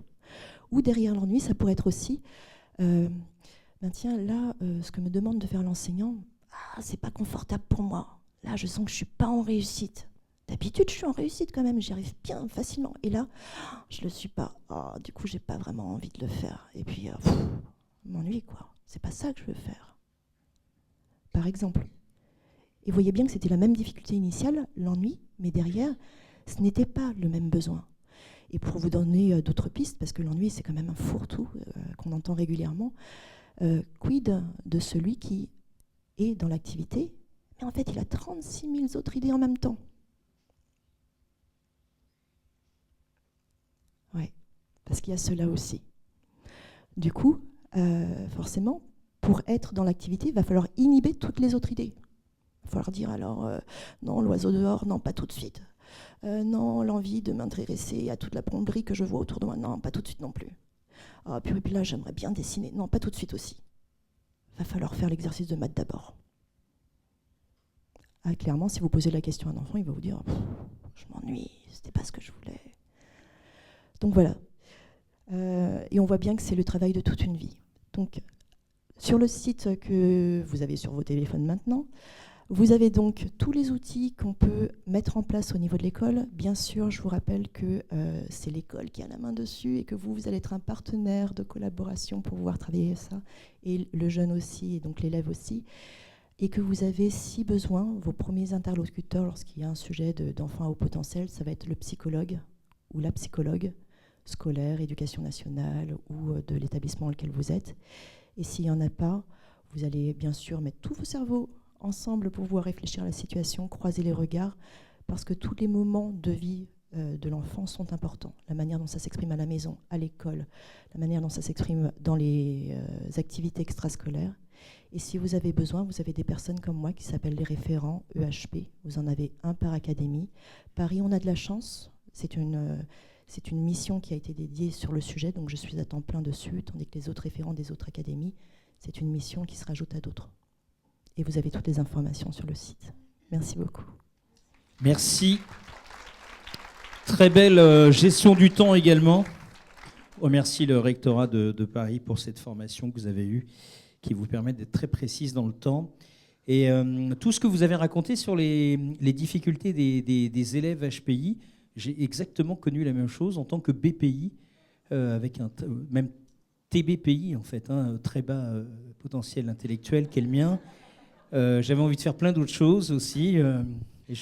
C'est l'avantage des besoins. Oui. Ça marche pour tout. Non, mais c'est bien pour les hauts potentiels.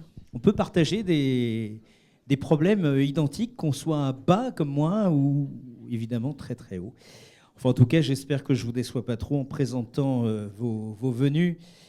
Ici, nous allons accueillir une nouvelle élève que je vous demande d'applaudir. Elle s'appelle Jeanne. Elle aussi, connue Gerson. On va lui remettre un micro. Agnès doit être là. Voici le centre de la scène. Votre public, on Merci vous écoute. Donc moi, je m'appelle Jeanne. J'étais effectivement aussi à Gerson avec Éléonore. Et avant ça, j'ai eu un parcours scolaire extrêmement bizarre. J'ai commencé à aller à l'école, je devais avoir 2 ans. J'ai commencé par une toute petite section, vers janvier-février. Ensuite, j'ai eu 2 sauts de classe en primaire. J'ai sauté la grande section et le CE1 les 2 fois en milieu d'année. La première fois ayant été motivée par une cause d'ennui. Et après, un passage chez la psychologue. Ensuite, j'ai commencé le collège normalement. Et j'ai rejoint Gerson en 4e, dans la classe prime vert en collège en 4 ans. Voilà, dans laquelle j'ai pu faire ma 4e et ma 3e, donc entourée d'élèves qui étaient donc, précoces comme moi et qui avaient tout plein de similitudes avec moi. En seconde, j'ai fait une classe à effectif réduit. Donc au lieu d'être 30-35 par classe, on était plutôt 25 au moins. Donc pour moi qui suis rentrée au lycée à 12 ans, c'était quand même assez aidant. Parce que oui, j'avais 2 ans d'avance liés à mes sauts de classe au primaire et je suis de fin d'année. Donc j'avais un vrai gros écart d'âge avec toute ma classe. Donc le sous-effectif en seconde, ça c'était génial. C'est quelque chose qui existe encore à Gerson, pour la classe de seconde seulement. Ensuite, donc, j'ai fait ma première type éco. Voilà. Et je suis partie, à la fin de ma première, je suis partie 1 an en Irlande, toute seule. Donc ça a été un projet qui a été largement soutenu par mes parents. Ça venait de moi. Donc c'était quelque chose qui m'avait proposé depuis plusieurs années, mais c'était surtout quelque chose que la décision venait de moi. C'est un jour, je suis allée voir mon père m'a trouvée à minuit toute seule dans ma chambre en train de pleurer. Il m'a dit qu'est-ce qui va pas, et je lui ai dit papa, il faut que je parte. Il faut que je parte, ça y est, c'est le bon moment. J'ai besoin d'une pause. Donc je suis partie 1 an en Irlande. Là j'ai suivi, c'était vraiment une année de césure finalement. Et je suis rentrée en France, j'ai fait ma terminale à Gerson encore une fois. Je suis rentrée en prépa, j'ai fait 2 ans de prépa HEC. Et aujourd'hui, je suis à l'EM Lyon en programme grande école. Donc j'ai intégré l'EM Lyon en début d'année. Voilà, donc ça c'est mon parcours académique. C'est loin d'être anodin. J'en suis bien consciente. Et malgré ça, j'ai quand même eu toujours, malgré ce parcours un peu vivant, j'ai toujours eu besoin aussi d'être stimulée, d'avoir beaucoup d'activités. Donc j'ai fait, là ça fait 14 ans que je fais du violon. J'ai fait 10 ans de natation, j'ai fait 4 ans de course à pied en compétition. Et là, ma nouvelle lubie, c'est les sports de combat, ça fait 4 ans déjà. Donc, donc voilà. Sinon, j'avais quelques points qui me tenaient plutôt à cœur. C'est que, à côté donc, de mon haut potentiel intellectuel, je suis aussi quelqu'un qui a une très grande sensibilité. Et ça a été assez marquant tout au long depuis que je suis toute petite, c'est assez marquant. Donc que ça soit une sensibilité, je veux dire, émotionnelle, ou alors une sensibilité même du point de vue des sens. Donc moi, les pulls qui grattent, c'était mon enfer, les étiquettes, n'en parlons pas, et les enceintes que personne n'entend, moi je les entends et ça me rend folle. Et donc ouais, c'est quelque chose que j'ai compris assez tard finalement, que je portais ça en moi. Et c'est en le découvrant, en fait, ça m'a surtout, en prenant conscience, en fait, c'est surtout ça, ça m'a permis en fait d'être plus indulgente avec moi-même. Parce que souvent, je m'en voulais en fait de ressentir les choses trop fort ou de réagir de telle ou telle manière. Et puis on me disait mais pourquoi tu pleures pour ça? Pourquoi tu réagis comme ça? Pourquoi t'es trop... Enfin, les gens me trouvaient bizarre en fait d'être trop excitée pour telle ou telle chose. Et en fait, moi, c'est juste que je vis les choses complètement à fond. Et en prenant conscience, on arrive à être plus indulgent avec soi-même, à ne pas s'en vouloir et surtout à se comprendre mieux. Et voilà, donc ça, c'est une prise de conscience qui a été assez fortifiante pour moi. Après, pour mon expérience à Gerson, je pense qu'Éléonore a tout dit, hein, les copains à Gerson, le fait de pouvoir vraiment se regrouper et se retrouver avec des gens comme soi, c'était vraiment, c'était vraiment exceptionnel. Donc ça, j'ai rien à redire en tout cas sur ce que tu as dit, Éléonore. Après, non, qu'est-ce que j'avais marqué d'autre? Je sais pas trop...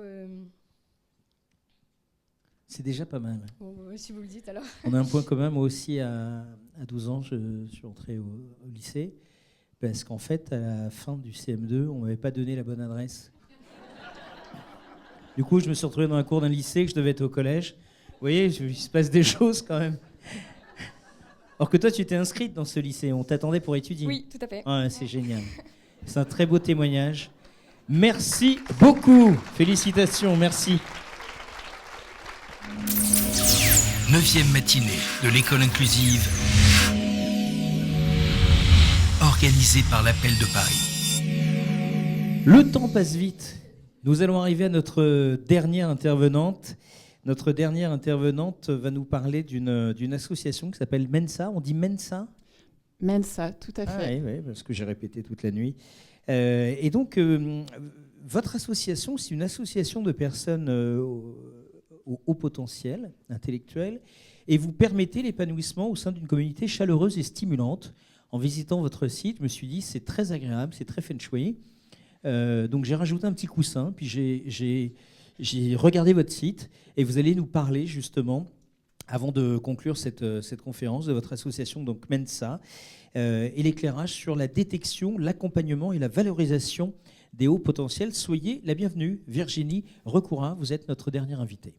Merci. Alors effectivement, là je suis présentée comme déléguée nationale aux relations médias de Mensa.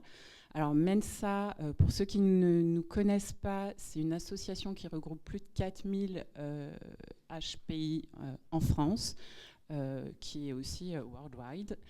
Alors, moi, je voulais... Parce que là, l'idée, c'est pas de parler de Mensa, c'est vraiment de parler des enfants, des adolescents et des futurs adultes qu'ils seront, et de vous tous, famille.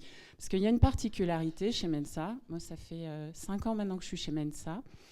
Bien sûr, j'ai ce rôle, mais ce qui m'a frappée en arrivant, c'est qu'il y a énormément d'adultes qui se sont découverts HPI de par leurs enfants. Et c'est bien le sujet d'aujourd'hui.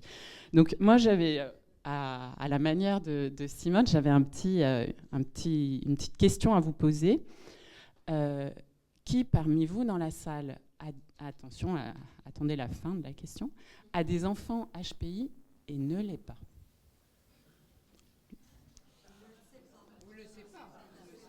Non, mais c'est pas grave, ne le sait pas. Ok.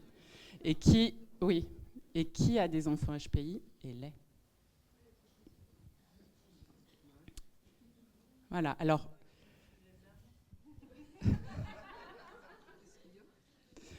Donc merci. Donc moi je suis ravie de voir qu'en fait il n'y a pas de réponse. C'est un petit peu comme tout à l'heure. Il n'y a pas de réponse absolue. Et je tiens à vous rassurer, c'est ok en fait. C'est pas parce qu'on est HPI et qu'on le sait pas ou qu'on le sait qu'on va mieux accompagner notre enfant. Parce que de toute façon, il y a autant d'enfants HPI, comme l'ont très bien dit mes camarades, voilà, que de personnes. Donc, alors, moi, pour boucler la boucle, ce qu'on voulait faire aujourd'hui, et c'était un petit peu la ligne qu'on s'était fixée, c'était se dire, OK, on a parlé de la place de l'enfant HPI à l'école, dans son environnement familial, dans son environnement social, grâce à Frédéric. Et ensuite, comment construire sa place dans le monde professionnel? Cette curiosité, cette audace, qu'est-ce qu'on en fait? Donc moi, j'ai voulu vous apporter 4 points principaux. Alors déjà, il ne faut pas négliger les stages, la rencontre, quand on est au collège, quand on est au lycée. Et c'est à l'enfant de le faire, c'est à vous de les encourager à le faire. Alors oui, il y a les forums des métiers, il y a les stages obligatoires. Mais par exemple, moi, ma fille, Elisa, elle, qui a écrit le très beau témoignage en début, et merci Éléonore de l'avoir lu, elle veut faire vétérinaire. Et je ne sais pas si ça fait 4 ans, elle est tenace, elle a 11 ans. Hein. Je suis admirative, moi je ne sais toujours pas ce que je veux faire. Et je me dis, ouais, mais peut-être qu'elle passerait une journée avec un vétérinaire, peut-être que ça ne va pas lui convenir. Donc moi, ce que je voudrais vous encourager à faire, c'est que vos enfants aillent découvrir, aillent à la rencontre d'autres personnes qui font des métiers, qui font... Voilà. Il n'y a pas vraiment Enfin, c'est vraiment important de se connaître, de se comprendre et de savoir qu'un enfant HPI va être motivé par quelque chose qui le passionne. Ensuite, je voudrais aussi dire que moi, ça fait 20 ans que je suis dans le domaine privé. Voilà. Et je vois que le monde professionnel, il évolue. Il évolue lentement, hein, on ne va pas se mentir. Mais on parle beaucoup d'inclusion actuellement, de neurodiversité. Alors, bien sûr, il y a plein d'entreprises, il y a plein de DRH qui n'ont pas encore tout à fait compris comment le mettre en place. Mais il y a des initiatives. Il y a Mélodie Ardouin qui a créé le réseau Les Atypiques chez Orange. Il y a des réseaux similaires chez Airbus. Enfin voilà, ça vient de plus en plus. Ça questionne les neuropensants, on va dire. Et je pense que c'est vraiment important parce que c'est des moyens de se réunir, d'échanger, de s'entraider. Il y a des ressources qui vont être là. Mais une fois qu'on a dit ça, moi, ce que je voulais mettre en avant aussi, ce qui a été dit à chaque fois, c'est que rien n'est figé dans le marbre. C'est-à-dire, à part si vraiment on veut être médecin, il vaut mieux quand même avoir fait des études de médecine parce que vos patients, ils vont avoir quelques soucis.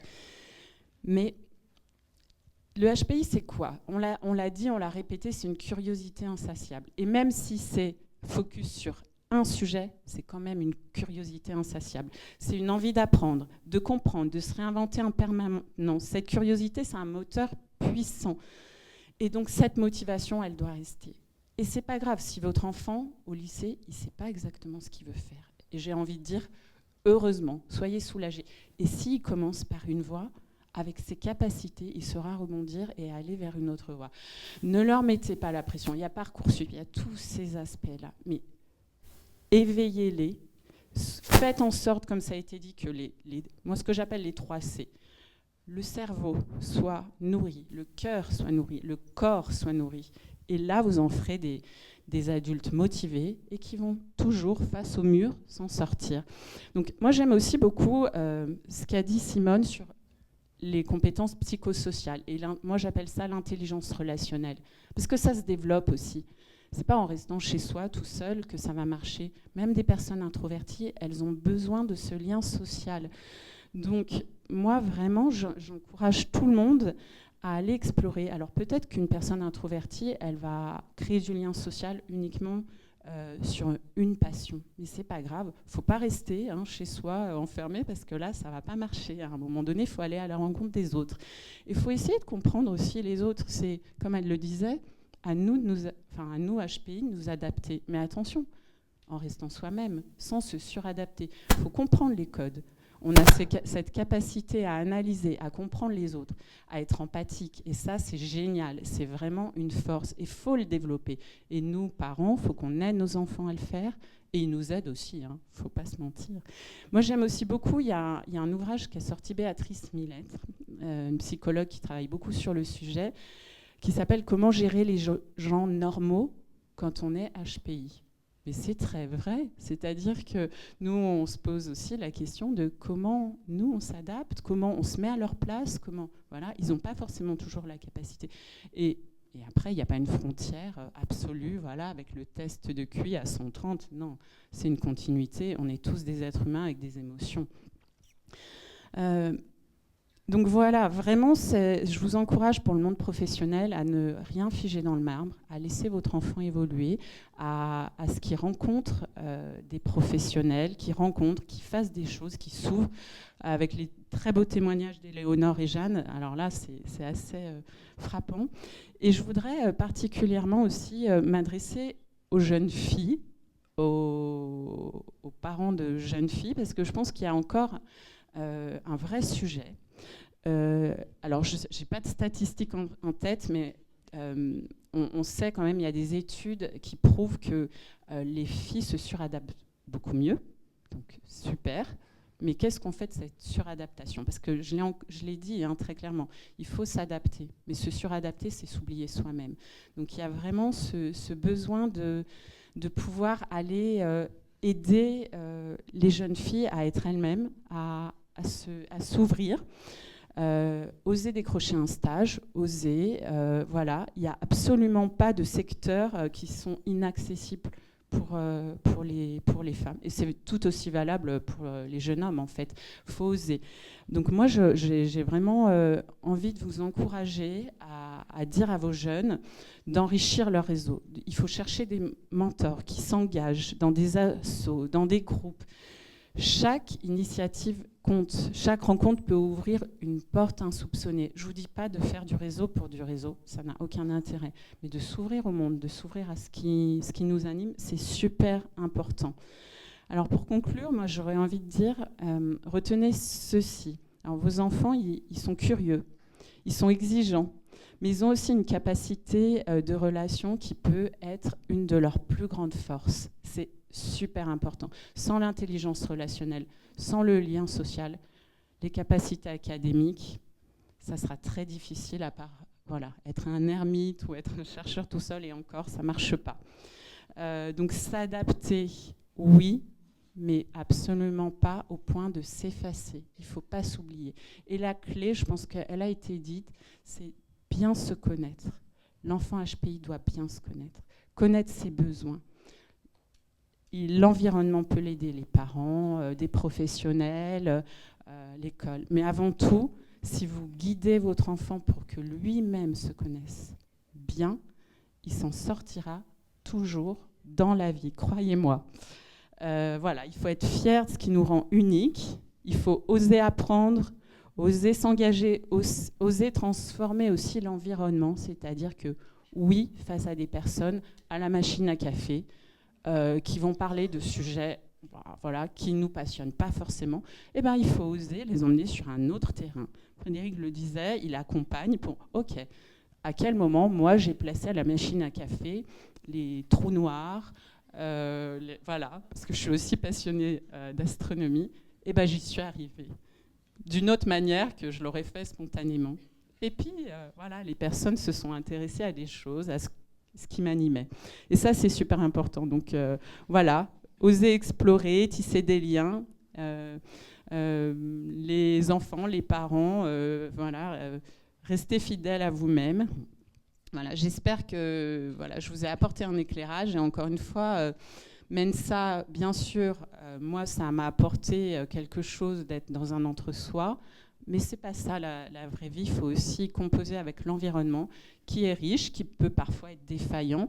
Mais savoir un peu surfer sur la vague, c'est super intéressant. Et je ne l'ai pas précisé, mais vous l'aviez compris. Je suis aussi la maman de 2 HPI. Donc, Elisa, qui a fait le petit discours d'introduction lu par Éléonore, et ma deuxième, Chloé, sa petite sœur, qui a aussi 2 ans d'avance, comme toi, Jeanne. Donc, merci à tous. Merci beaucoup. Je voudrais juste rajouter par rapport à ce qu'a dit Virginie sur les filles, parce que c'est un sujet qu'elle a pris avec importance. Il y a une étude très intéressante qui a été faite par Jacques Grégoire, qui est un Belge. Et vous pouvez la retrouver sur notre site. C'est vraiment intéressant de voir effectivement une analyse sur les filles. Ça va vous faire plaisir. Alors j'en profite aussi, effectivement, puisque vous faites référence aux filles. Je viens de finir la production de 100 podcasts pour fêter les 100 ans de l'école polytechnique féminine. Donc je pense que ça peut être très intéressant d'écouter ce podcast. On a 100 témoignages de 100 anciennes élèves de l'EPF. Et tous les podcasts sont en ligne. Et c'est vrai que pour des jeunes étudiantes, c'est intéressant de découvrir le parcours de ces 100 femmes qui ont marqué l'histoire de cette école qui fête cette année ses 100 ans. On va conclure dans un instant. Je vais rappeler sur scène Nathalie qui arrive tout de suite. 9e matinée de l'école inclusive organisée par l'Appel de Paris. Nathalie, conclusion, milieu de scène. On va remercier évidemment nos conférenciers. Il faut s'approcher où il y a le petit scotch bleu. Voilà. Alors, merci pour vos interventions. J'espère que ça vous a plu. On peut continuer je veux bien qu'on passe. Voilà. On peut continuer la matinée en haut au jardin d'hiver où vous étiez tout à l'heure, où vous aurez l'occasion de rencontrer les intervenants et des associations qui sont présentes aujourd'hui pour ça. Voilà. Et je remercie aussi Lucille qui m'a beaucoup aidée dans l'organisation. Ah oui, alors j'ai tout ça. Alors, on a vu courir derrière l'écran Lucille, effectivement, qui nous a beaucoup aidé aujourd'hui. Agnès qui a passé les micros et Myriam que vous avez vu courir également et qui a réussi donc à filmer. Et Sébastien. Merci beaucoup. Moi, c'est un plaisir, évidemment. Je m'instruis, ça me permet d'apprendre des choses et donc je rentre à la maison un peu plus intelligent s'il en est. Et donc, du coup, ça me fait plaisir, mais c'est qu'une fois par an. Il faudrait que vous en fassiez plusieurs pour augmenter mon potentiel. Du coup, notez que cette conférence, si vous avez envie de la revoir, s'il y a des éléments qui vous manquent, elle sera disponible sur la chaîne YouTube de l'Appel de Paris. Oui. Essayez de faire ça rapidement parce qu'effectivement, on n'a pas. Et sur la page pu faire Facebook aussi, elle sera mise en ligne. Alors, on mettra le lien vers. On mettra le lien en tout cas. Voilà, sur ça, c'est Facebook, important. c'était le live. On n'a pas pu aujourd'hui, mais vous aurez toute la conférence en ligne sur YouTube. Tout s'est très bien passé. Merci beaucoup. J'aimerais qu'on applaudisse nos invités. Il y a avec nous Vlinka Antelme. Merci beaucoup. Dr Frédéric Juncker-Vincent, merci d'être venu. Également Simone Huon, merci beaucoup. Et puis notre dernière intervenante à l'instant, Virginie Recoura. Et on n'oublie pas également nos 2 étudiantes qui sont venues nous voir tout à l'heure sur scène. Merci à toutes les 2. Merci à la maman aussi pour votre témoignage. Merci à vous. Et puis je vous invite à échanger au jardin d'hiver avec nos intervenants. Passez une excellente journée et merci beaucoup. Donc Éléonore et Jeanne, voilà, c'était les prénoms que je cherchais. Et merci à vous en tout cas d'avoir été présents et félicité. À très bientôt, bon week-end.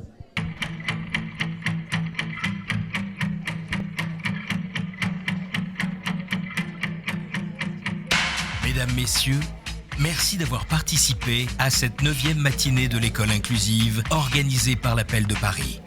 Retrouvez nos prochains rendez-vous tout au long de l'année. Et poursuivons ensemble notre engagement pour une école ouverte à chaque enfant. À très bientôt.